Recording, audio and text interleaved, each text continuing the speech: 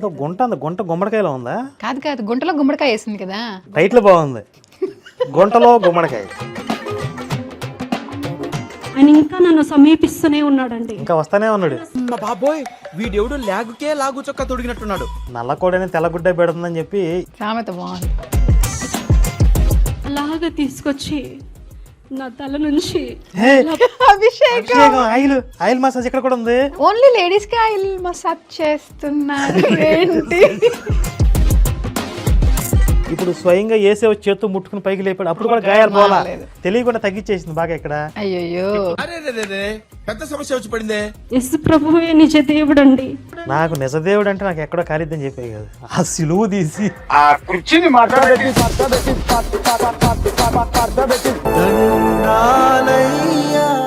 20 మంది మారు మనసు పొందారండి. అంతేనా? అదేంటి ఆ శక్తులన్నీ నా చుట్టూ కూర్చొని నా బ్లడ్ అలా నాకుతా ఉన్నాయి, నా బాడీ మొత్తం. ఇది హైలైట్ అసలు. ఇప్పుడు యేసు ఈవిడికి ఏదో కష్టం వస్తే ఎదురుగా వచ్చి ప్రత్యక్షమై ఎత్తుకుని చెప్పాడు. ఇప్పుడు ఆ రకంగా నాకు కనపడితే తప్ప నేను నమ్మను. మీరు కాదు, ఎవరు నమ్మద్దు.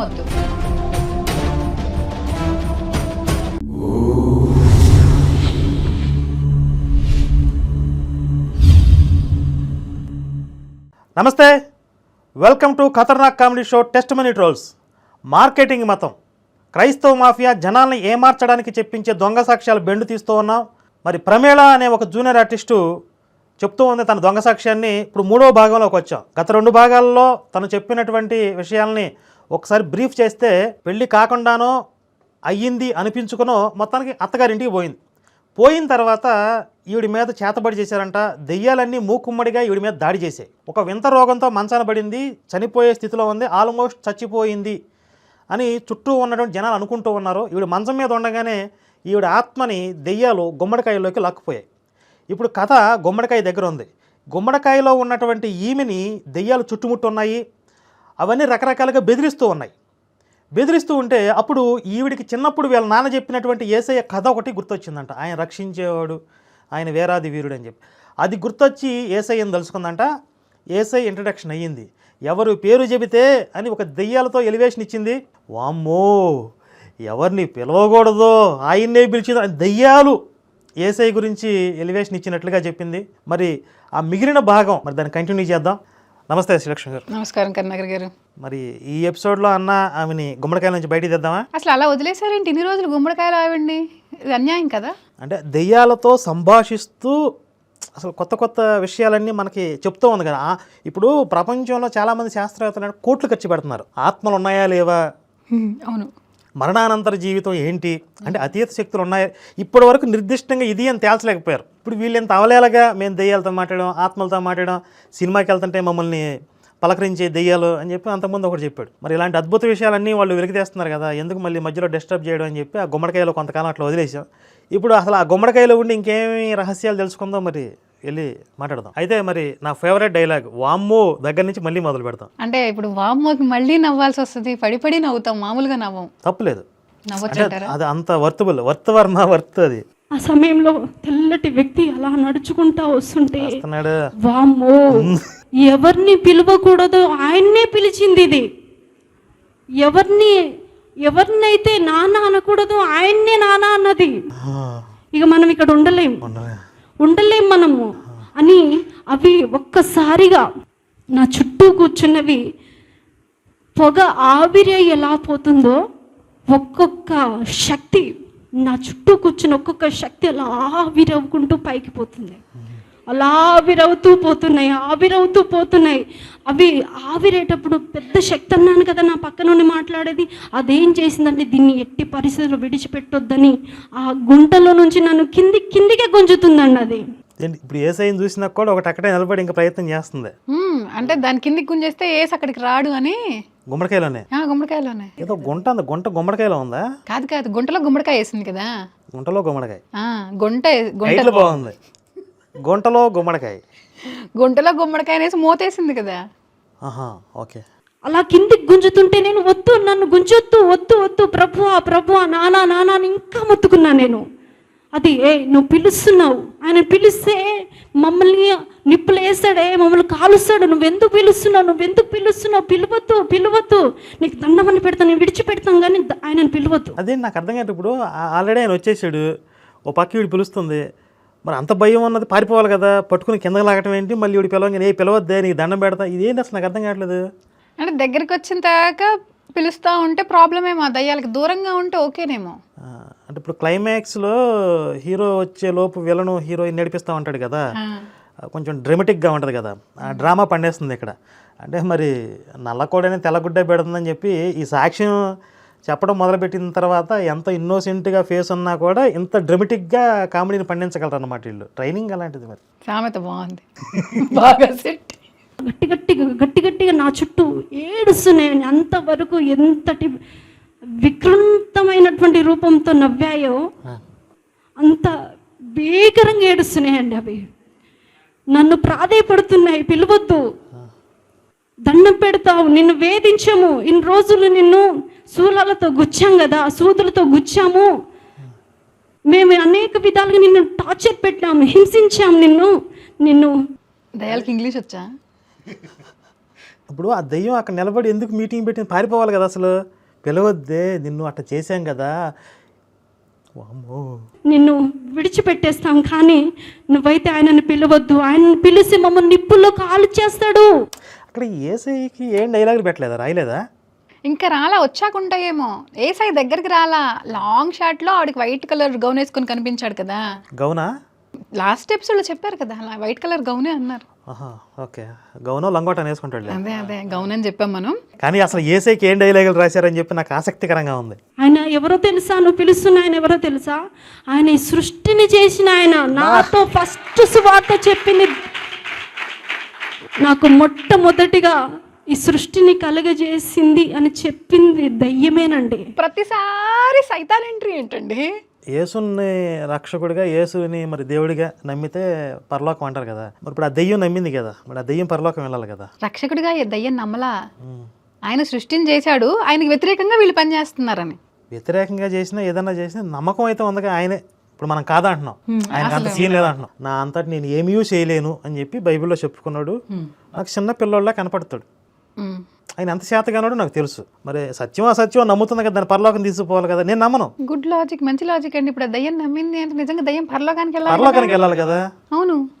సరే, మరి ఆ దయ్యాన్ని పరలోకం పంపిస్తారో ఏం చేస్తారో పాస్టర్లు చెప్పాలి. ఆయన చేతిలో పడ్డం భయంకరము, పిలవద్దు అని నన్ను ప్రాధాయపడుతుంటే, అమ్మ ఇన్ని రోజులు నేను టార్చర్ పడ్డాను కదా వాటి చేతిలో, నాకు ఇంకా చాలా ఆనందం వేసి ఇంకా గట్టిగా పిలిచాను. నన్ను ఇవి చంపేసినా పర్వాలేదు, నేను ఆయనను పిలుస్తాను. అంటే ఆయన స్లో మోషన్ లో వస్తున్నాడు ఏంటి? నేను పిలుస్తున్నా కొద్దీ ఆయన ఇంకా నన్ను సమీపిస్తూనే ఉన్నాడండి. ఇంకా వస్తానే ఉన్నాడు. బాబోయ్, వీడెవడు లాగుకే లాగు చొక్కా తొడిగినట్టున్నాడు. ఆయన అంగి వస్త్రపు చెంగు నేనున్న రాయి మీద ఇలా తలగ్గానే అలా ఎగిరిపోయిందండి రాయి. ఇప్పుడు ఆ గుంటలోకి వచ్చాడు యేసయ్య. ఇంకా రాలా, పైన వేసిన రాయి మీద దిగాడు, ల్యాండ్ అవుతుంటే అక్కడ ల్యాండ్ అవ్వగానే ఈ రాయి ఎగిరిపోయింది. ఏమి గ్రాఫిక్స్ అసలు. ఆ శక్తులన్నీ ఒక్కసారి వామ్మో అని ఫేవరెట్ డైలాగ్ అసలు ఇది, వామ్మో వేసి అలా కూడుకుపోయాయి. నన్ను ఇలా వచ్చి ఆ గుంటలో నుంచి ఇలాగా నా తల క్రింద చేపెట్టి నన్ను ఇలా పట్టుకున్నాడండి. తీసుకుని ఒక చిన్న పాపని మనం ఎలా ఎత్తుకుంటామో అలాగా ఆయన ఒక్క చేత్తో నన్ను ఇలా ఎత్తుకొని భయపడొద్దని మా భాషలో చెప్పాడండి. డైలాగులు వచ్చేసాయి. ఏసైకి అసలు ఏం డైలాగ్ పెట్టారో అని చెప్పి ఇందా నుంచి ఆసక్తి ఎదురు వస్తున్నాయి కదా. వీళ్ళ భాషలోనే డైలాగ్ చెప్పాడు. అయితే దేవునికి మహిమ కలుగును గాక. సమస్త మహిమ ప్రభావము రక్షణ ప్రభువైన యేసుక్రీస్తు పేరిట తండ్రికి కలుగును గాక. యేసుక్రీస్తు పేరిట తండ్రికి రక్షణ కలగాల. ఏదో సినిమాలో ఒరే దేవుడు ప్రత్యక్షం అయితే నువ్వేం కోరుకుంటావురా అని అంటే, నేను బోల్డ్ డబ్బు కావాలని కోరుకుంటాను అని అన్నాడు అనమాట. ఇంకొకటేమో డబ్బు ఉంది ఇలా ఉంటుంది పోద్ది, నాకు బోల్డ్ జ్ఞానం కావాలని కోరుకుంటాను అన్నాడంట. నిజమే కదరా, ఎవరి దగ్గర ఏమి లేకపోతే కోరుకుంటారు కదా అన్నాడంట. మరి వాళ్ళ దేవుడికి మహిమ కలగాలంటే లేదు, వాళ్ళ దేవుడికి రక్షణ కావాలని లేదు. ఇప్పుడు పాపం ఆయన మహిమ లేకుండా రక్షణ లేకుండా ఉంటే వీళ్ళందరూ కలిసి ఆయనకు మహిమ కలగాలని చెప్పి స్తోత్రం అంటా ఉన్నారనమాట. చాలా ఏడ్చాను. నన్ను చూసినావు నాన్న అని చెప్పుకుంటే నేను నిన్ను నా మహిమార్థమై నిన్ను నడిపించబోతున్నాను. అదే ఎంతమందిని ఇప్పుడు నన్ను సెలెక్ట్ చేసుకున్నాడు, నన్ను సెలెక్ట్ చేసి ఎంతమంది చెప్తారు ఇట్లాగా? ఆయన పనిపాట ఏమున్నదా ఇంటిగా? ఇప్పుడు ఈయన్ని ముందు తిప్పామని చెప్తారు, బైబిల్ ఇసురు కొట్టామని చెప్తారు, వాళ్ళందరి దగ్గరికి పోయి నిన్ను ఎంచుకున్నాను, నేను సెలెక్ట్ చేసుకున్నాను, అలా చీపో నేను నీ సువార్త చెప్పాను అంటారు. అవును.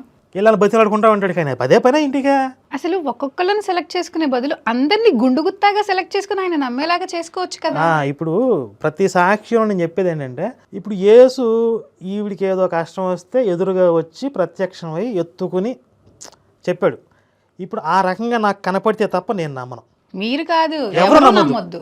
యేసు స్వయంగా వచ్చి ఇదిగో నేనే దేవుడిని అని చెప్పి ఆయన చెప్పుకోవాలి, లేకపోతే దెయ్యాలు వచ్చి చెప్పరు ఇదిగో ఆయనే సృష్టికర్త అని చెప్పి. ఈవిడికి జరిగినట్టుగా అంత మహిమలు, అన్ని మిరాకిల్స్ జరిగేంత వరకు ఒక్కడు కూడా నమ్మకండి యేసుని. ఈవిడికి కనపడినప్పుడు మీకు ఎందుకు కనపడ్డాం, అలా కనపడితేనే నమ్మండి. ఇప్పుడు వీళ్ళ సాక్ష్యం ద్వారా నాకు అదే అర్థమవుతుంది. మనం ప్రతి ఎపిసోడ్లోనూ చెప్తున్నాం ఇదే, ఆల్మోస్ట్ అందరూ అదే చెప్తున్నారు. ఎన్నిసార్లు చెప్పినా ఇంకా బైబిల్లో యేసు శిష్యులు కూడా నమ్మలేదు యేసుని చూడకుండా. అవును. యేసు చచ్చిపోయి తిరిగి లేచాను అని చెప్పి మళ్ళీ వస్తే బోతం అని పారిపోయారు. చేతిలో వేళ్ళు పెట్టి చూసారు బొక్కలోనే చూడని చెప్పి చేతిలో పెట్టి తిప్పి చూపించాడు. అంటే ఆయనతో పాటు కలిసి తిరిగిన 3 సంవత్సరాలు కలిసి తిరిగిన శిష్యులే ఆయన చేతుల్లో బొక్కలు వేలు పెట్టి తిప్పితే కానీ నమ్మలేదు. మరి నేను ఎందుకు నమ్మాలి?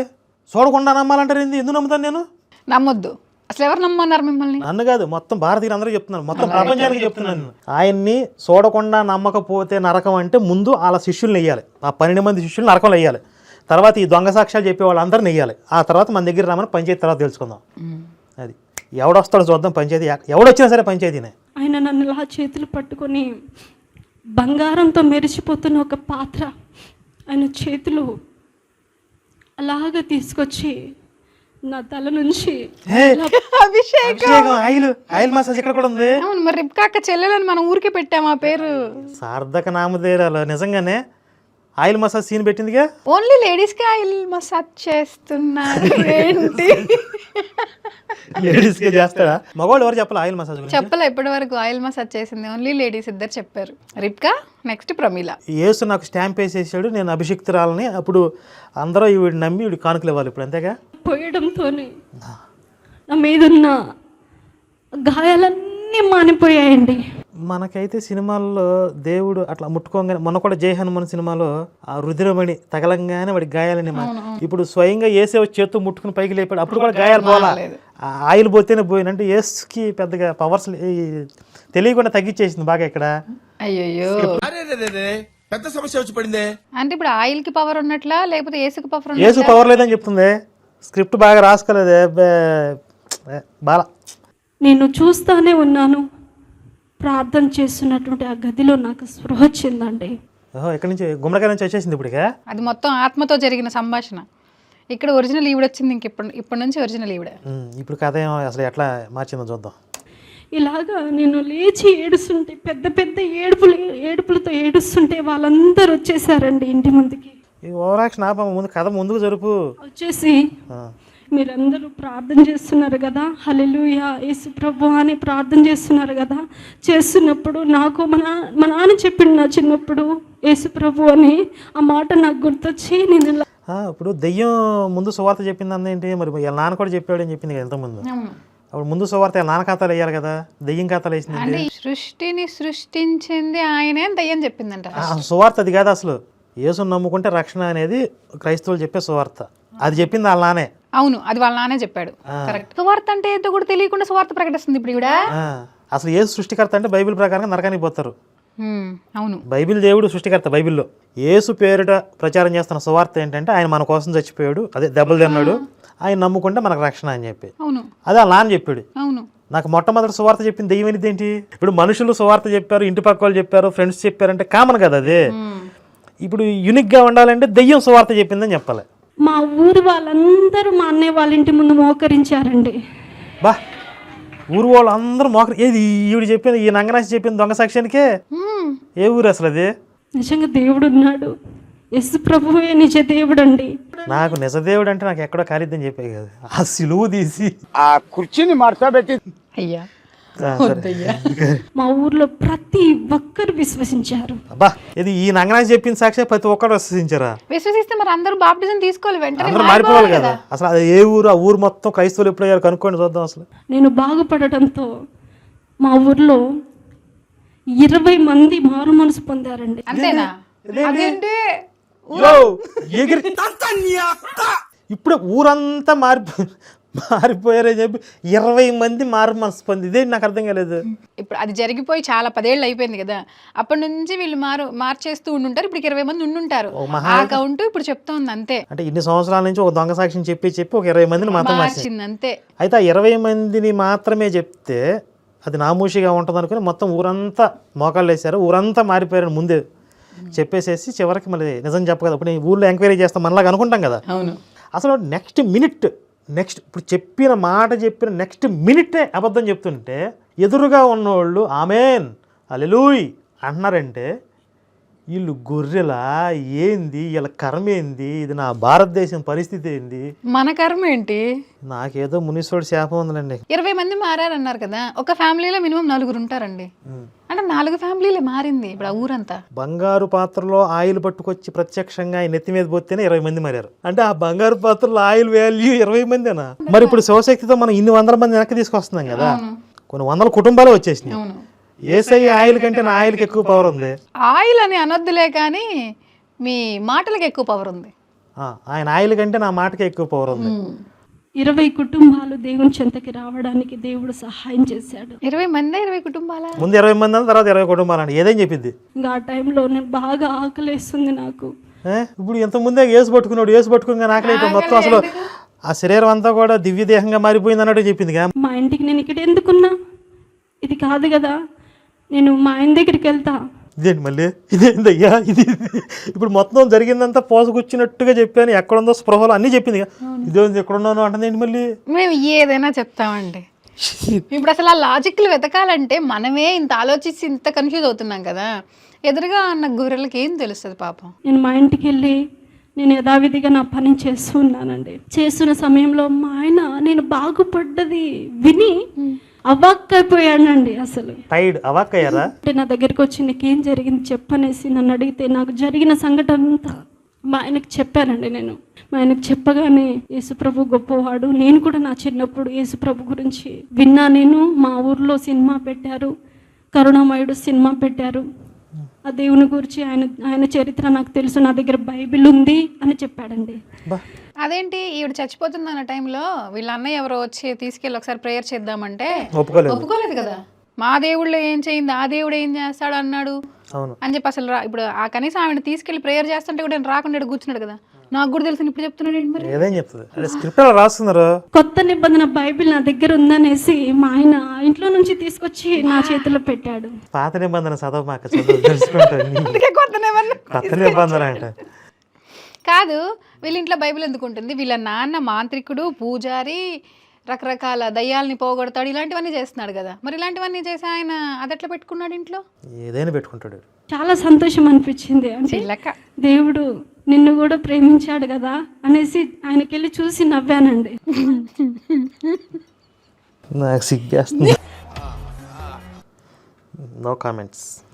అప్పటికి మా ఆయన దేవుడు దర్శించడంతో తాగుడు మానేశాడు. కొన్ని రోజుల మట్టికి ఆటో రాగానే అప్పుల భారం పెరిగింది కదా, ప్రార్థనకి దూరం అయ్యాడండి. ఇక్కడ చూడండి కామెడీగా, ఇప్పుడు డైరెక్ట్గా ఏసే వచ్చాడు కదా, నమ్మరు. అసలు అష్టైశ్వర్యాలన్నీ సిరుల పంట కురవాలి కదా వాళ్ళ ఇంట్లో వర్షం, కానీ నిష్ట దరిద్రంలో ఉన్నామని చెప్తారు. చివరికి మీ సహాయం మాకు కావాలని చెప్తారు చూడండి. అయితే ఒకనొక రోజు మా తల్లిగారి ఇంటి నుంచి ఇట్లా పండుగ చేస్తున్నాము రండి అని పిలిచారు వారు మాకు. అది హిందూ పండుగ. ఇప్పుడు ఏం డ్రామా పెట్టిందో చూద్దాం. మేము నా బాబుని ఎత్తుకొని మా ఇంటికి వెళ్ళాను. అప్పటికి నా పాప కూడా వాళ్ళని తీసుకుని వెళ్ళగానే 2 పిల్లలు పుట్టారు అప్పటికి, కొడుకు కూతురు. బాబు పాప అంటుంది కదా, అంటుంది బాబుని ఎత్తుకొని అనింది, పాప కూడా అంటుంది. మరి 2 ఉన్నారో ఒక్కళ్ళు ఉన్నారో తెలియదు. అంటే అప్పటికి ఇంకా మొదలలేదా? తొండ ముందు రోజులు అంటే సాక్ష్యాలు చెప్పడానికి స్టార్ట్ అవ్వలే ఇంకా అప్పటికి. ఇప్పుడు ఈవిడ పిల్లల పుట్టక ముందే యేసు దర్శనం అయింది కదా, నేను వాడుకుంటున్నా అన్నాడు కదా. 2 పిల్లలు పుట్టారు కదా, అంటే 4-5 సంవత్సరాలు. ఇంకొకటి 4-5 ఏంటండి, ఆడికి 13 ఏళ్ళు. అప్పుడు 18 ఏళ్ళు వచ్చిందాక పెళ్లి చేయకూడదు అన్నారు. 5 ఏళ్ళ తర్వాత పెళ్ళయింది. పెళ్ళైన తర్వాత పిల్లలు 2 పుట్టారు. అంటే ఆల్మోస్ట్ ఒక 7-8 సంవత్సరాలు గడిచిపోయింది. యేసు కనపడి ఆయిల్ డబ్బా పట్టుకొచ్చి 7-8 సంవత్సరాలు ఈవిడ వ్యాపారం చేసుకుని కాపురం చేసుకుంటుంది తప్ప బయటకు వచ్చి ఇప్పుడు ఈ దొంగ సాక్ష్యాలు తయారవలేదు. ఇంకా అవ్వలేదు అప్పటికి. ఇంకా ఉండి మా ఆయన చికాకు పడ్డాడండి.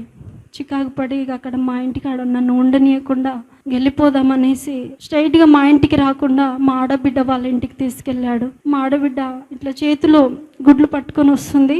అందులో ఆమె చూస్తూ ఉండగానే చేతిలో గుడ్డు పగిలిపోయిందండి.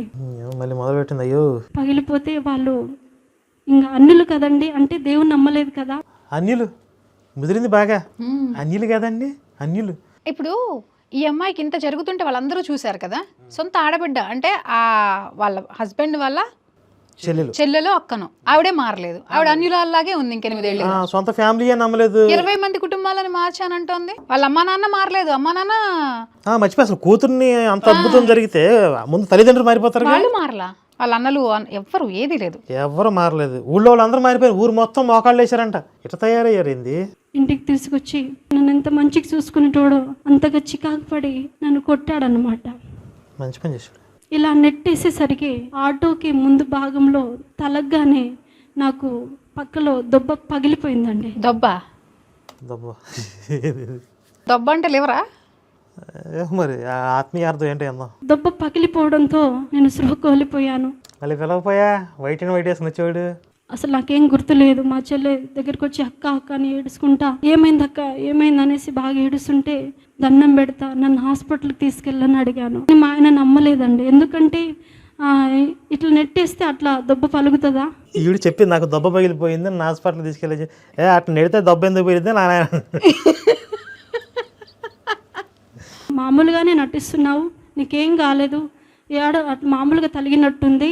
వాళ్ళ ఆయన గమనించాడండి. లాస్ట్ టైం కూడా ఇది చేసిందంతా నాటకం అని చెప్పి వాడికి అర్థమైపోయి ఇప్పుడు కూడా ఇంకోటి ఏదో చేస్తుంది అని చెప్పేసి ఇప్పుడు ఒరిజినల్ వచ్చింది. అయితే అప్పుడు చచ్చిపోయే అంత సీన్ లేదు. కాసేపటికి న్యాయం అవుతుందిలే అనేసి చెప్తున్నాడు, అన్ని తిడుతున్నాడు అన్నమాట. అయితే ఇంకా నేను బతిలాడాను. డైరెక్ట్గా దేవుడే అంటే దేవుడి క్యారెక్టర్ వేసుకుని పెట్టుకుందాం. ఒకవేళ వీళ్ళు చెప్తున్నట్లే దేవుడే వచ్చి ఈయన కాపాడితే ఇప్పుడు ఈవిడ వెనకమాల దేవుడు ఉన్నట్టే కదా. అలా ఆయనకి ఈవిడ మీద కొట్టి చేసుకున్న ధైర్యం వచ్చింది. అసలు ఈవిడ వెనకమాల దేవుడే ఉంటే లేడుగా అంటే అలా ఆయన నమ్మలేదు. అసలు ఈవిడ చెప్పలేదు ఏ కహానీ కూడా. 8 సంవత్సరాలు అయిపోయింది కదా. 8 సంవత్సరాలు ఎక్కడా కూడా వాళ్ళు దాని గురించి మాట్లాడుకోలేదు కాబట్టి ఆయనకు అసలు గుర్తు కూడా లేదు అది. ఇంకా అప్పుడు బాగా ఫోర్స్ చేశాను ఇక మా ఆయనకి, నన్ను ఎలాగైనా హాస్పిటల్కి తీసుకెళ్ళంటే. కేసుని పిలవాలిగా, ఏ స్క్రిప్ట్ బాగా రాయలేదు అసలు. మర్చిపోయింది ఆ రోజు వేసి వచ్చి కాపాడిన విషయం. ఇప్పుడు ఈవిడ కేసు మీద విశ్వాసం లేదనేగా మరి అంతే. హాస్పిటల్ పేరు ఎత్తుందంటే అంతే. హాస్పిటల్కి తీసుకెళ్ళాడు. హాస్పిటల్కి తీసుకెళ్తే గ్యాస్ ఫామ్ ఏమో అనేసి యాంటీడోస్ ఇచ్చారు, తగ్గలేదు. మరలా గంట ఆగి మళ్ళీ ఇచ్చారు, తగ్గలేదు. మొత్తానికి ఏదో మార్పు జరుగుతుంది మా బాడీలో, ఒకసారి వీసీసీ తీపిస్తే బాగుంటుంది అనేసి ఆర్ఎంపీ డాక్టరు పెద్ద హాస్పిటల్ తీసుకెళ్లి వీసీసీ చేయించారు. ఈసీజీయా? ఈసీజీ ఉంటుంది. దెబ్బ పగిలిందని కదా, దెబ్బ పగిలితే ఈసీజీ చేస్తారా? దెబ్బ అంటే గుండె ఆవిడ దృష్టిలో. ఇక్కడ చూపించింది కదా ఇలా. ఆవిడకి అక్కడ ఉందేమో. మీకులాగా నాకులాగా ఆవిడ ఎలా నార్మల్గా ఎక్స్పెక్ట్ చేస్తారు, డైరెక్ట్గా వేసే వచ్చి వైట్ అండ్ వైట్ వేసుకుని. అంటే ఆ రోజు ఆయిల్ అభిషేకం చేశాడు కదా, అప్పుడు అక్కడి నుంచి అక్కడ జారి ఉంటుంది. అన్ని చేంజ్ అయి ఉంటాయి బాడీలో ఆర్గాన్స్ అన్ని అటు ఇటు. స్కానింగ్ తీశాడు. స్కానింగ్లో బ్లడ్ అంతా బాడీలో ఇలా ఉన్న బ్లడ్ అంతా కడుపులో నిండిపోతుందండి. ఏమైంది అసలు ఏం జరిగిందంటే ఏం లేదు, ఇట్లా ఆటో తగిలింది. అసలు డాక్టర్ వెళ్ళగానే కదా ఏమైందని అడిగితే ఆ తర్వాత ఆటో నెడితే ఆటో తగిలింది, పలానా ప్లేస్లో నొప్పి ఉందంటే ఆ ప్లేస్కి కదా స్కాన్ చేస్తారు, లేదంటే ఎక్స్రే తీస్తారు. సగం ట్రీట్మెంట్ అయిపోయిన తర్వాత అసలు ఏం జరిగిందని అడుగుతాడా డాక్టర్? అవును, ముందే అడుగుతారు అసలు ఏం జరిగిందని. ఆమెకి పెద్ద స్కానింగ్ తీపియాలని పెద్ద స్కానింగ్ తీపిస్తే లోపల ఉన్న భాగము పగిలిపోయి ఉందండి, ఊపిరితిత్తుల భాగము. ఓ, దెబ్బంటే ఊపిరితిత్తులా? ఊపిరితిత్తులు పగిలిపోతే అసలు శ్వాస మనిషి బతకరు కదా, రీప్లేస్ చేయలేరు ఊపిరితిత్తుల్ని. మరి అలాంటిది పగిలిపోయిన తర్వాత ఆవిడ బతికేసి అంటే అభిషేకం అయిందిగా, అలా స్పెషల్ పవర్స్ ఉంటాయి అనమాట. ఇంకా అప్పటికి ప్రార్థన చేస్తూ ఉన్నాను. అంతటి మరుసటి 3 రోజుల క్రితము మరి నేను ఉపవాస ప్రార్థన దేవుని సన్నిధిలో మేము దేవుడు మాకు ఇచ్చిన మందిరంలో అక్కడ ప్రార్థన చేస్తా ఉన్నానండి. నేను ఏంటి దేవుడు వాళ్ళకి ఇచ్చిన చర్చి పెట్టారు వీళ్ళు. అప్పటికే చర్చి ఉంది. అయితే మరి చర్చి ఉంటే హాస్పిటల్కి ఎందుకు వెళ్ళింది? చర్చి పెట్టినప్పుడు వ్యాపారం స్టార్ట్ చేసింది. నేను అలా తిరిగి ప్రార్థన చేస్తుంటే నా ముందు నీ శత్రు బలమంతటి మీద నేను నీకు అధికారం ఇవ్వబోతున్నానని ఒక స్వరం వినిపించిందండి. స్వరం, అసలు స్వరం అనే పదం లేకుండా సాక్ష్యం కంప్లీట్ అవ్వదు. 3 రోజుల క్రితం ఈవిడికి స్వరం వినిపిస్తే 3 రోజుల తర్వాత వాళ్ళ ఆయన కొడితే హాస్పిటల్కి తీసుకెళ్ళింది ప్రేయర్ చేసుకోకుండా. అసలు మధ్యలో ఎక్కడ ప్రేయర్ అన్న మాట్లేదు. బలిపీఠం దగ్గర తీసుకుపోవాలి కదా, అక్కడ తీసుకెళ్ళండి నన్ను దేవుడు నన్ను కాపాడుతాడు అనాలి కదా. అలా వినపడగానే ఇదేంటి అసలు నేను అసలు ఎప్పుడు వినలేదు ఈ మాట, నాకు తెలియదు. ఏసు డైరెక్ట్గా వచ్చి నీతో మాట్లాడాడుగా, మళ్ళీ అసలు ఏమీ తెలియదు నంగనాశనం మళ్ళీ కొత్తగా చెప్తావేంటి మళ్ళీ? ఏదైనా చెప్తా అంటే ప్రతిదానికి ఎక్స్ప్రెషన్స్ మళ్ళీ ఫ్రెష్ అయ్యాక. ఇది పౌలు దగ్గర నుంచి ఉంది ఈ నాటకాలు. పౌలు ఎట్లాగే స్వరం వినపడింది, ఆ పౌలు దగ్గర నుంచి మొదలైన ఈ దరిద్రాలేక వినపడ్డది. ఇంకా నేను ఇంటికి వచ్చేసిన తర్వాత ఇట్లా జరిగింది. తండ్రి, మరి నాకు శత్రు బలవంతటి మీద అధికారం అనుగ్రహిస్తానన్న మాట ఇచ్చావు తండ్రి. మరి నాకు ఇట్లా జరుగుతుంది, డాక్టర్లే పరేషాన్ అవుతున్నారు, నాకు ఏం జరుగుతుందో తెలియట్లేదు అని నేను అట్లా ఏడుస్తానే ఉన్నా, ప్రార్థన చేస్తానే ఉన్నా. ఇప్పుడు డాక్టర్లే పరేషాన్ అవుతున్నారు అంటే అసలు ముందు ఏసు దగ్గరికి కదా వెళ్ళాలి, డాక్టర్ దగ్గరికి ఎందుకు వెళ్ళిందండి ఆవిడ? నాకు ఇది అర్థం కావట్లేదు. I want to know this. ఈ ఫ్రస్ట్రేషన్తో పోయేటట్టున్నారు. డాక్టర్లందరూ కూడా ఇమీడియట్లీ పెద్ద హాస్పిటల్కి తీసుకెళ్ళాలి, హైదరాబాద్ కన్నా ఖమ్మం కన్నా తీసుకెళ్ళాలి. ఒక గంట సేపట్లో ఏమైనా తీసుకెళ్ళకపోతే ఈమె బ్రతకడం ఇంపాసిబుల్ అని చెప్పారండి. హల్లెలూయా. మళ్ళీ స్టార్ట్ అయింది చచ్చిపోయిన స్టోరీ. మళ్ళీ క్రిటికల్ సిచ్యువేషన్ క్రియేట్ చేసింది. అయ్యా రసవత్తరంగా లేదు సాక్ష్యం. I hurt. నెక్స్ట్ వస్తుంది మెరుపులు లేవు ఏంటండి, ఏం సాక్ష్యం ఇది? ఒకసారి ఆ కిక్ అయిపోయింది, ఇప్పుడు దెయ్యాలు ఎలివేషన్ అయిపోయింది. మళ్ళీ తర్వాత ఈ సీన్ ఏదో క్రియేట్ చేద్దామని చూస్తుంది కానీ అంత పండట్లేదు, ఆసక్తికరంగా లేదు అసలు. ఇది వేస్ట్ వర్మ, వేస్ట్. ఇది ఇంకొక రసవత్తరమైన సాక్ష్యానికి వెళ్ళిపోదాం నెక్స్ట్ ఎపిసోడ్. దీన్ని క్లోజ్ చేసేద్దాం తొందరగా. ఇమ్మీడియట్లీ 3 బాటిళ్ళ రక్తం బ్లడ్ తీసుకురండి అనేసి చెప్పి కంపౌండ్ని పంపించారండి. హల్లెలూయా. తీసుకెళ్ళి జనాలకు కొన్ని నీరసం వచ్చేసి ఎవరు రెస్పాండ్ అవ్వట్లా, ఏదో తేడాగా ఉంది అనిపించుంటుంది. మేమైతే ఇప్పట్లో ఏం చెప్పలేము అనేసి డాక్టరు ఈమె కండిషన్ చూస్తే అసలు ఏం లేదు కదా. మరొకసారి అండి మరలా నేను చచ్చిపోయే పరిస్థితికి వెళ్ళిపోయానన్నమాట. అయితే ఇంకా మా ఆయన తన పేరు రాయకుండా యేసు క్రీస్తు ప్రభు అని రాశాడండి. ఇది హైలైట్ అసలు. ఇది ఈ మాత్రం మెరుపులు లేకుండా ఉంటే మరి సప్పగా ఉంది ఇప్పుడు దాకా. అసలు డాక్టర్లు యాక్సెప్ట్ చేస్తే యేసు కీస్తు అని రాసితే ఎందుకు యాక్సెప్ట్ చేస్తారు అసలు? ఈ పిచ్చి ఎక్కిని తీసుకెళ్ళంటారు. అవును. అప్పటికప్పటికి నాకు ఆపరేషన్ చేశారు. ఆపరేషన్ చేసి నా పేగులన్నీ బయటికి తీశారండి. ఎందుకు ఇట్లా తయారయ్యారు? బయటికి తీసి ఊపిరితిత్తుల భాగంలో పగిలిన దొబ్బని మరి ఆపరేషన్ చేసి 48 గంటలు గడిస్తేనే కానీ ఏం చెప్పమని చెప్పేసి. ఊపిరితిత్తుల భాగంలో దెబ్బ అంటే ఊపిరితిత్తులు కాదా? తెలియదు, ఆవిడని అడగ, నా సంబంధం. ఇప్పుడు ఊపిరితిత్తుని కుట్లేసేసారు. దెబ్బ కంట. సరే. మరలా నాకు మొదట్లో వచ్చిన దర్శనము మళ్ళీ వచ్చినాయి. మరలా నేను అలా వెళ్ళిపోతా ఉన్నా అండి. వెళ్ళిపోతూ ఉంటే నేను పైకి వెళ్ళిపోతున్నా ఆటోమేటిక్. పోవే పో మా దరిద్రం వదిలిపోద్ది, పైకి వెళ్ళిపోతున్నా పో. నాకు ఎలాగైతే కనిపించాడో అదే ఆకారం కలిగిన మా తండాలో ఒక తాతయ్య, ఆయన పేరు చందియ, ఆయన ఆకారంలో ఒక వ్యక్తి నడుచుకుంటూ వస్తున్నాడండి. ఆయన ఆకారంలో ఈయన ఎందుకు వచ్చాడు? నేను వేరే ఆయన, వీళ్ళ తాతయ్య వచ్చాడంటే. వీళ్ళ తాత వచ్చాడా ఇప్పుడు? హల్లెలూయా. నడుచుకుంటూ వచ్చి ఎక్కడికి పోతున్నా నాన్న దామ్మ అనేసి నన్ను పట్టుకొని, పనుందిగా అప్పుడే వచ్చేస్తున్నావు ఎందుకు అనేసి చెప్పి నన్ను తీసుకొచ్చాడండి. ఎక్కడికి? మళ్ళీ కిందకి. ఈ పైకి వెళ్ళిపోతుంది పని ఉంది కాదు, అప్పుడే ఏంటి బట్టలు సర్దుకొని బ్యాగ్ సర్దుకొని బయలుదేరావు అంటే. ఇప్పుడు చచ్చిపోవాల్సింది పైకి ఆల్మోస్ట్ వెళ్ళిపోయింది. నిన్ను ఇప్పుడు నా మత మార్పిడి కార్యక్రమానికి నిన్ను వాడుకుంటానని చెప్పి యేసు నన్ను కిందకి పంపించాడు. ఆయన మతాన్ని వ్యాప్తి చేయడానికి ఈవిని వాడుకుంటున్నాడు అని చెప్పి ఇప్పుడు చెప్పడం ఆవిడ ఉద్దేశం. యేసు ఎన్నిసార్లు వస్తాడండి ఇలాంటి వాళ్ళ కోసం, అసలు మిగతా వాళ్ళ కోసం రాడా? అసలు యేసుని ఎంత దిగజారుస్తున్నారంటే, అంటే బైబిల్లో కాస్త వస్తాయని క్యారెక్టర్ కూడా అలాగే ఉంటుంది. నా మతాన్ని ప్రచారం చేయండి, నన్ను నమ్మకపోతే అలా అంత చూస్తాం, ఇట్లాగే ఉంటుంది. లేక నన్ను పడుకోబెట్టిన ఆపరేషన్ థియేటర్లోనికి తీసుకొచ్చాడు. అలాగ నన్ను పడుకోబెట్టారు. అదేంటి నేను వచ్చాను కదా, ఇదేవరు నా అలాగనే ఉంది అని నేను పరేషాన్ అవుతుంటే నా చుట్టూ వెళ్ళిపోయానని చెప్పానే శక్తులు, ఆ శక్తులని నా చుట్టూ కూర్చొని నా బ్లడ్ అలా నాకుతా ఉన్నాయి, నా బాడీ మొత్తం. ఇది హైలైట్ అసలు. అదేంటి వెళ్ళిపోయింది, మళ్ళీ ఎందుకు వచ్చాయి? మళ్ళీ వచ్చి నాకుతున్నాయి అంట. అప్పుడు అసలు ఆవిడ ప్రార్థనే చేయలేదు. ఆ టైంలో శక్తులు వచ్చాయని చెప్పి ఏదో చెప్పిన తర్వాత ప్రార్థనలోకి వచ్చింది, వాళ్ళ దేవుడిని నమ్ముకున్నానని చెప్పింది. మళ్ళీ ఆ దయ్యాలు వచ్చేసాయా? భయం పోయిందా దయ్యాలకు అప్పుడే? మళ్ళీ వస్తే మళ్ళీ పిలుస్తుంది అని చెప్పి తెలిసింది కదా వాళ్ళకి. ముందు 3 రోజుల ముందే కదా ఆయన వచ్చి ఏదో దర్శనం ఇచ్చాడు, స్వరం వినిపించిందనింది. అలా కొరుక్కుంటూ నాకుతున్నాయి, అలాగా భయంకరంగా జుట్టు విరబోసుకొని నాకుతున్నాయి. అవి ఆ తాతయ్యను చూసి అమ్మో అనే ఇది మాత్రం హైలైట్ అసలు. ఓ అమ్మో అమ్మో. పెద్ద కేక వేసుకుంటూ నేను చూస్తూనే ఉన్నాను. ఆ ఆపరేషన్ థియేటర్ ఆ గోడలో చిన్న స్వరంగం అండి, ఆ స్వరంగంలోనికి దూరిపోయాయి, ఆ దయ్యాలన్నీ దూరిపోయాయి. హల్లెలూయా. ఈవిడికి ఏదో జబ్బు ఉందండి నాకు తెలిసి. జబ్బు కాదు, అట్లా అనుకుంటే అందరికీ జబ్బే. మరి ఎలాంటి సాక్ష్యాలు అందరూ చెప్పేది ఫస్ట్ ఒకళ్ళు చెప్తారు కదా, దాన్ని ఇంకొంచెం ఎగ్జాగరేషన్ మాడిఫై చేసి ఇంకొంచెం మోడర్న్గా చెప్తారు. ఇప్పుడు ఈవిడ తరానికి వచ్చేసరికి మరి ఇంత గ్రాఫిక్స్ అయ్యింది, వర్కౌట్ అవ్వట్లా. అలా దూరిపోయిన సమయంలో ఇదేంటి ఇన్ని దయ్యాలు ఒక్కసారిగా రంధ్రాల్లో ఇలా వెళ్ళిపోయినాయి, తాతయ్య ఇదేంది అనేసి ఆయనతో నేను మాట్లాడుతుంటే, అవి నిన్ను ఇన్ని రోజులు నిన్ను ఇబ్బంది పెడుతూనే వస్తున్నాయి. అయిపోలేదా? అప్పటి నుంచి ఇబ్బంది పెడుతున్నాయి, ఆ రోజు పారిపోయాయి కదా. అసలు యేసు ఆయిల్ పోసిన తర్వాత ఏమన్నా ఉపయోగం ఉందా? ఏమీ లేదు. ఇప్పుడు వీళ్ళ ఆయన మారలేదు, తన్ని తరివేశాడు, కింద పడేదా కొట్టాడు, దెయ్యాలు వచ్చి నాగుతున్నాయి. ఈవిడికి అప్పుల బాధ మరి ఉంది, అందుకే ఆటో డబ్బులు లేవు ఏదో చెప్పింది. మరి అసలు అంటే యేసు ఆయిల్ డబ్బా వేస్టే కదా, 20 మంది కూడా మారలేదు.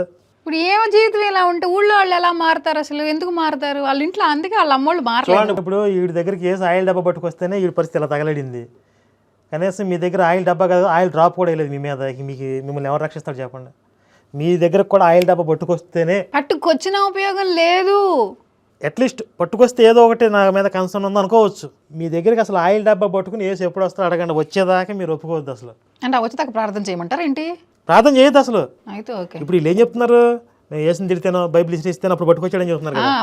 ఫస్ట్ టైం వాళ్ళ ఆయన బైబిల్ వద్దు అని అది ఇసిరేసి అన్ని గందరగోళం చేస్తేనే వచ్చింది. సేమ్ అదే చేయాలి, ఇంకా అందరూ అదే చేయాలి. అసలు నిజంగా నీ దేవుడు గొప్పవాడని అనేసి డాక్టర్ నాతో చెప్పాడండి. హల్లెలూయా.